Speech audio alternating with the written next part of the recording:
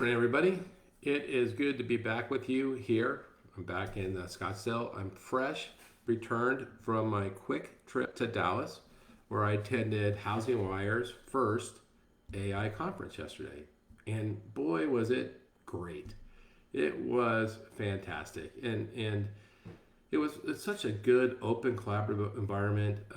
But it wasn't as much as what I was hoping of getting X's and O's like if I'm a consultant, I'm a strategist, I wanted to learn what AI technology can I take to my partners to tell them to start doing or using or deploying. There wasn't so much X's and O's, but it was about a dozen and a half companies sharing their mindset and philosophy to technology.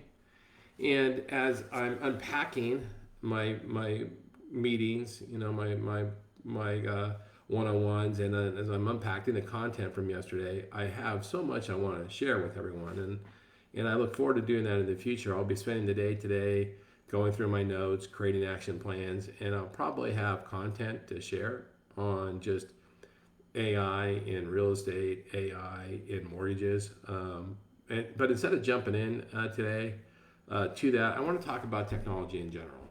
And I was talking to someone. As you know, I've been going through my own technology growth spurt or path, and I'm the least technical person in the whole world. As a matter of fact, I had a problem turning my computer on today. As I share with you, we have new, Belinda and I are working off a home tech platform now. We have new computers, new servers, new printers, new all sorts of stuff as we start to own our own technology platform versus piggybacking off of another company. And we haven't quite mastered it yet. And so when I unplug my laptop and I take it someplace, everything's different and how I connect is different. But when I came back late last night and plugged it in, it didn't want to turn on and work. So I want to be honest, I'm not a technology guy. I can't even, I had a hard time getting my computer on this morning. But yet it's not, I don't think it's hypocritical to talk about mindset or strategy around technology. And so, as I talk about my own journey in technology, I had a friend of mine coach me because I get very frustrated and angry. As a matter of fact, my wife would tell you the most emotion she's ever seen me express is reacting to technology, and mostly through anger and frustration because it doesn't work the way they say, and nothing really works correctly, and everything you have to kind of nuance or fix or figure out. And I'm more like plug and play, like a toaster, plug the toaster in, toast your toast. But anyway, and so as I was lamenting to somebody, because now I've become a complainer, I like to complain about technology, though that's going to help me learn it. But I was getting good counsel when somebody coached me, and what he said is, look, the new literacy isn't reading or writing. The new literacy is your ability to use and adopt technology. Those people that cannot adopt technology will be considered the illiterate people of the future. Isn't that good? Isn't that so true? Especially since technology can read and write for you today. But if you think about it, people my age are becoming illiterate, and where do we go for help? We go to like 8-year-olds, 10-year-olds who are proficient. But the new literacy is your ability to use and adopt technology. I think that's so powerful, and that's really helped me on my technology journey, going from a negative technology space, meaning I like flip phones and Polaroids, to trying to expand to more technology. The next thing, so I'm excited just to share kind of these concepts. I hope they resonate with you. I'm gonna go more tactics and strategies and get more technical on technology in the upcoming weeks. But I just want to start with a baseline on this. And then the next question is, and I love this question, and the question is, I think, asked the wrong way. Will technology replace people? Will AI replace people? And here's why it's asked the wrong way, is because I think there's a massive misunderstanding on what AI is. We like to call any technology that's new to us or foreign to us as artificial intelligence. But that's not what it is. Most of the things that people call artificial intelligence is really just rules, right? It's basic computing with rules. And then some of it has machine learning, which once again is just rules based. Some of it uses technologies like OCR, right? But none of that's artificial. None of that's generative. None of that makes it human, right? If you give if it's this, then it's that. That's rules based, right? That's not artificial intelligence. So I don't even like using the word AI because there's so little AI around us that I don't even like to use it. We're not even really, we barely even dipped our toes into what the real AI is. So instead, I'm going to interchange the word technology with AI because the technology is exploding around us, just exploding. Where AI, in my opinion, really isn't, and I might riff on that another time, but technology is. So let's change that question. Will technology replace humans? Right? And I love the answer. The answer is no. But humans that use technology will replace humans that don't. Companies that use technology will replace companies that don't. I 100% believe that, right?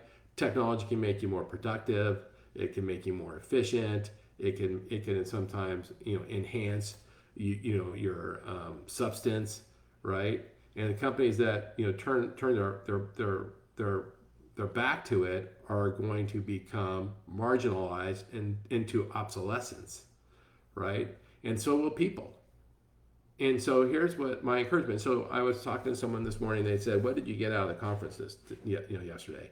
What one thing can I go deploy?" I'm like, I could tell you, but that's not going to help you. And it's not that there's one technology that I would go deploy. Instead, what I would do is you got to work on your mindset. And your mindset that I think you have to adopt to become literate today is everything you do, you have to ask, could I have done this better with, collaborating with technology? Everything. Could I have done this better collaborating with technology? And then have a heart of curiosity going, I wonder if I could, what would it be and how do I do it? To the capacity that you have. And if you approach everything that you do in that mindset, could this have been better if I used technology? And then exploring it, that's the first step, right? Is that curiosity. Could I have done this better? And so if you're going to go down that path, then what you need to do is create some sort of exposure where you learn to what types of technology you can use. Right? That's one of the things that's helped me on my path as I've started to associate with people and places where I get exposed to a ton of different technology platforms and options and concepts. Things, when I used to go to a seminar and somebody would talk about social media and they list the 10 platforms they're using. I don't mean social media platforms, I mean technology platforms. It was alphabet soup. I had no idea what they're talking about. I didn't even know, I passed not even understanding what the name of the company meant. I didn't even know what those companies did. I didn't even know those services existed, right? And so when you have to start associating with people or places that use a lot of technology so you can get exposed to what technology is out there, or you need to get exposed to content that talks about technology. And then when you see an interesting technology, you have to curiously go investigate and see if you can use it. I'm going to use a really simple example. Yesterday at the conference, I used Otter AI. So what Otter AI does, and there's a ton of technologies, and it's interesting because I use now a half a dozen types in different circumstances. But Otter AI listens to conversations, converts audio to a transcript, can go through the transcript and pick out key points of what the conversation was, what commitments if it's a two-way conversation, what commitments you made, and an action plan. Now, if it's a presentation, it will listen to the presentation, give me the key points, and based on what it knows about me, give me an action plan, right? So every single one of the sessions yesterday, I used Otter AI to record, to put into a transcript, right? Now, how much better, and by the way, we were at the George W. Bush Presidential Library in the amphitheater in Dallas, a beautiful venue, but there's nobody taking notes. You're in like a stadium seating. There's no like little table, side table or anything. You couldn't take notes. Nobody was really taking notes. But how much more am I ahead of the people who couldn't take notes because I have now digital transcripts? And then today, what I'll do is I'm going to upload those transcripts into ChatGPT. I'll give ChatGPT a bunch of rules on what I want out of the transcripts. Well, let me back up. So today, what I'll do is I'll print my transcripts, or I won't print, I'll pull up a digital copy. I will highlight my copy. Yellow are points of interest, blue are action points. So I'll color highlight it. I'll upload it into ChatGPT. I'll give ChatGPT rules. Give me a summary of this presentation. And in my rules will be, give me a 250 word summary. Give me 5 key points with a preference to the ones I've highlighted in yellow. And then give me 3 action points with a preference to the ones that I highlighted in blue. And it will then create the notes for me along with key points and action plan.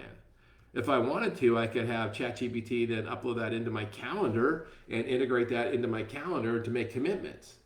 But that's how we might use technology differently, right? Now, I didn't know about Otter AI, and I wasn't using ChatGPT, and I didn't know some of these technologies. And like, by the way, which technology is better to use for transcription? Is it, there's all sorts of transcriptions, technology. Which do you use? I also use Bee, and I use GLASP, right? For that matter, Zoom and YouTube have transcription technologies, as does Instagram. But whatever you use, mastering it and deploying it. And so, but that's just one example. And everything we do, whether it's note taking or driving or cooking or marketing or whatever it is that we do, we can do it better collaborating with technology. First, if we learn some of the options with technology, and then if we play around with it, and then if we learn it, master it, and deploy it. And so what I would encourage everybody listening or anyone listening to this, do you have that mindset? Are you, whatever you do today, do you go, can I do it better if I use technology? How can I do it better? How can I get, and how can I compress time partnering with technology to get more out of my life, right? And compressing time, an example is, it used to be if you wanted to send a note to your mom across the country, you would attach it to a pigeon and it would take 3 months. Or you put it on a railroad and it would take 3 weeks. Today, you can email your mom that note and she can get it in 10 seconds. That's compressing time. MLA talks about this all the time. That is compressing time. Time is not static. And that's how we can get more out of time, right? And so how can we use technology to get more out of time? How can we get it to be better, more efficient, more effective? So I love that. And so that's part, of our journey now. That's part of our new literacy. And every day you have to learn something. And the way it is, and it's so frustrating because I can tell you with my own short journey, in order to do X, I had to do Y first. In order to get better in social media, I had to get a new cell phone. In order to get better in social media, I had to get a new camera. I had to get lighting. I had to get a different microphone. Then I had to change my computers. And then I had to change my tech platform, right? And now if you look at my tech adoption, I've adopted maybe 40 technologies in the last 40 days. It's almost one a day. I don't know how to use them all. Even like you get the new computer, now you have Microsoft 365. It's totally different than Microsoft 360 or Microsoft 14 or Windows 14, and you're totally having to learn new stuff. And certainly it's super neat, but it's 100 more things to learn. And so that's all frustrating, and it seems really inefficient. I was talking to my brother about this this morning, and I go, adopting technology is very similar to how we might argue rent versus buy.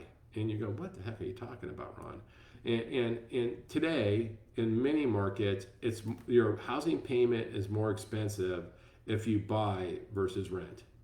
But does that make it a bad choice?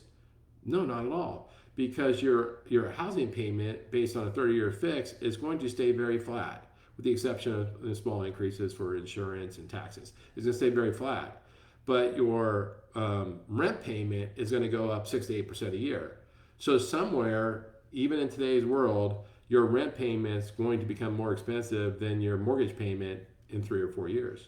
Even in the worst case scenarios right now, 3 or 4 years, right, for similar types of houses. And so over time, your mortgage payment becomes substantially less than your rent payment. Well, that's the way it is with technology. So technology, if I want to adopt a new technology, like if I want to use Otter AI and then I want to deploy it to chat, first I got to learn Otter AI, and then I got to create prompts and rules for chat. That's going to be more cumbersome than if I just read my notes and made some handwritten notes, right? But as I perfect those technologies, I guarantee you by the time I get to the 15th presentation yesterday, 18th presentation, I'm going to be humming along. I'm going to be able to get rich data, great summary points, good action points in minutes versus hours. And so much like that, my mortgage payment over time gets cheaper compared to rent. As I master technology, the amount of energy and effort I have to put into that task goes down, while it only continues to go up for the people that don't. So that's my topic today, the new literacy. The new literacy is your ability to adopt technology. Technology will not replace people. People using technology will replace people that don't. Start to get curious, expose yourself to what some technologies are, start hanging out with people and hanging out in places that talk about technology. Really listen, have a curious mind. When you hear technology that sound interesting, investigate, and then just go and try it. And if it costs $100 a year or $10 a month or $3, just pay the price, learn it. I probably subscribe to 5 or 10 new technologies a week, and I end up only using like 2 or 3, and I cancel the rest. I don't even worry about it. It's going at the speed of light for me. I'm just trying to pick up what works and what doesn't. I'm trying not to get stuck by overanalyzing it. That's my encouragement. I look forward to talking more about the AI conference, more about technology going forward. I've had somebody recommend it. I really like the suggestion. Maybe making one day technology day. Which is really foreign to me because I'm the least technical guy, but I know I got to start changing my script on that. But I might start, bringing up, as I have. Thursdays are the new normal. Saturdays are news and notes. Sunday our book club. I think I might make one day technology day. So I'm really thinking about that. Tomorrow is my new normal, and I'm going to talk tomorrow specifically about technology adoption, and I have my title of my talk tomorrow is the 3 A's of technology. It's going to be an interesting look on whether or not you should use technology and how you choose to and how much you choose to use. I'll be back around the same time tomorrow. I appreciate it if you listened to me. If you did, check me out on my social media channels, comment, give me some feedback, reach out if you got something you want to tell me. I appreciate you. I'll see you guys tomorrow. Thanks.